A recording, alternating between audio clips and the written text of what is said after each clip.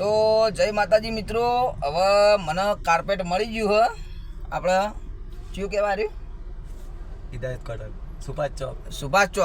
સુભાષ ચોકથી મને એર્યું મળી ગયું હ. પાથરવાનું શું કહેવાય ને, કાર્પેટ મળી ગયું હ. એટલે હવે બે જણા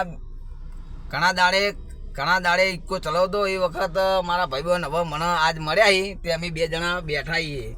કોણમાં? આરિફ મંસૂરી.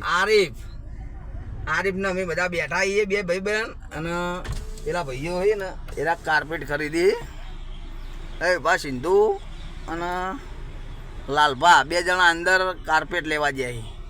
એટલે અમે બે જણા વૈકમ બેઠા મોજ કરીએ છીએ. શું કહેવાય આરિફ? સાચી વાત ને? અમે બે જણા વૈકમ બેઠા છીએ હાલ તો.